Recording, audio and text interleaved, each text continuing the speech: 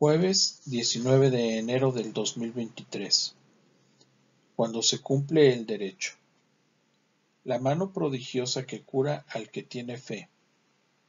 Uno de los propósitos de San Marcos en el Evangelio que dejó inicialmente a la comunidad cristiana de Roma es que los fieles vayan descubriendo y aceptando al Hijo de Dios poco a poco. La divinidad de Jesús no es impuesta, sino convincente a partir de su hablar y su actuar. A partir de que Jesús comenzó la etapa de su vida adulta conocida como vida pública, su fama fue creciendo paulatinamente. Los comentarios de la gente que lo ha escuchado y lo ha visto curar ha despertado curiosidad aún en pueblos lejanos.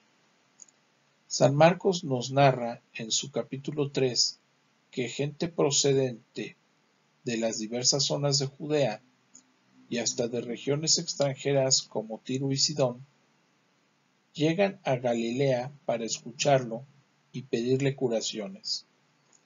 Es tal la cantidad de gente que tiene que conseguirle una pequeña barca para que no lo aplasten, pues todos los que padecían algún mal quieren acercarse para tocarlo. El Evangelio de hoy termina diciendo que cuando lo veían los poseídos por espíritus inmundos se echaban a sus pies gritando: «Tú eres el Hijo de Dios», y Jesús los callaba, ya que el darlo a conocer no era papel de los demonios. Marcos entendió que Cristo no quiere protagonismos ni una fama inflada al modo mundano, efímera de por sí. El evangelista dice bien que hay que conocer a Jesús por sus palabras y por sus obras y adherirse firmemente a él poco a poco. Usted que lee esto, ¿considera que son positivas las palabras que Jesús nos dejó, enseñándonos el camino que se apega a la voluntad de Dios? ¿Alguna vez ha confiado suficientemente en Él como para pedir su ayuda para vencer el mal o para ser curado de alguna enfermedad que parecía invencible? Primera lectura. Lectura de la carta a los Hebreos. Hermanos, durante la antigua alianza hubo muchos sacerdotes porque la muerte les impedía permanecer en su oficio. En cambio, Jesús tiene un sacerdocio eterno, porque Él permanece para siempre. De ahí que sea capaz de salvar para siempre a los que por su medio se acercan a Dios, ya que vive eternamente para interceder por nosotros. Ciertamente que un sumo sacerdote como éste era el que nos convenía, santo, inocente, inmaculado, separado de los pecadores y elevado por encima de los cielos, que no necesita, como los demás sacerdotes, ofrecer diariamente víctimas, primero por sus pecados y después por los del pueblo, porque esto lo hizo de una vez para siempre, ofreciéndose a sí mismo, porque los sacerdotes constituidos por la ley eran hombres llenos de fragilidades, pero el sacerdote constituido por las palabras del juramento posterior a la ley es el Hijo eternamente perfecto. Ahora bien, lo más importante de lo que estamos diciendo es que tenemos en Jesús a un sumo sacerdote tan excelente que está sentado a la derecha del trono de Dios en el cielo, como ministro del santuario y del verdadero tabernáculo, levantado por el Señor y no por los hombres. Todo sumo sacerdote es nombrado para que ofrezca dones y sacrificios. Por eso era también indispensable que él tuviera algo que ofrecer. Si él se hubiera quedado en la tierra, ni siquiera sería sacerdote, habiendo ya quienes ofrecieran los dones prescritos por la ley.